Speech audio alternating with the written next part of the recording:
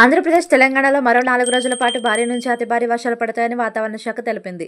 ఆంధ్రప్రదేశ్, తెలంగాణలో మరో 4 రోజుల పాటు భారీ నుంచి అతి భారీ వర్షాలు పడతాయని వాతావరణ శాఖ తెలిపింది. పశ్చిమ మధ్య బంగాళాఖాతంలో ఏర్పడిన అల్పపీడనం వాయుగుండంగా మారడంతో దాని ప్రభావంతో 2 తెలుగు రాష్ట్రాల్లో భారీ నుంచి అతి భారీ వర్షాలు పడతాయని వాతావరణ శాఖ తెలిపింది. ఈ వాయుగుండం తీవ్ర వాయుగుండంగా మారుతుందని, తర్వాత ఈ రోజు రాత్రికి ఉత్తర కోస్తా, దక్షిణ ఒడిశాల మధ్య తీరం దాటే అవకాశం ఉందని వాతావరణ శాఖ పేర్కొంది. ఈ ప్రభావంతో తీర ప్రాంతాల్లో బలమైన ఎదురుగాలులు వీస్తాయని, సముద్రంలో చేపల వేటకు వెళ్లకుండా 4 రోజుల పాటు వెళ్లవద్దని వాతావరణ శాఖ హెచ్చరికలు జారీ చేసింది. ఏపీలో 4 రోజుల పాటు భారీ వర్షాలు. విశాఖ వాతావరణ శాఖ తూర్పుగోదావరి, పశ్చిమ గోదావరి, కోనసీమ, యానం, కాకినాడ, అనకాపల్లి, విశాఖ, విజయనగరం జిల్లాల్లో భారీ నుంచి అతి భారీ వర్షాలు పడే అవకాశం ఉందని వాతావరణ శాఖ హెచ్చరించింది.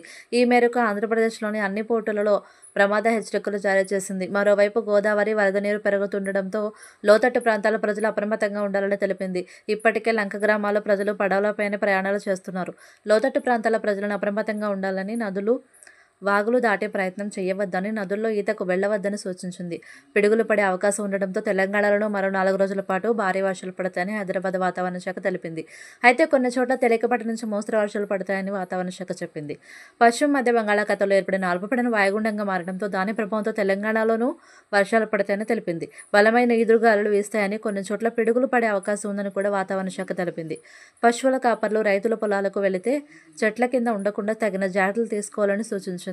అదే సమయంలో నదిలో స్నానాలకు దిగే ప్రయత్నం చేయవద్దని కూడా అధికారులు హెచ్చరించారు.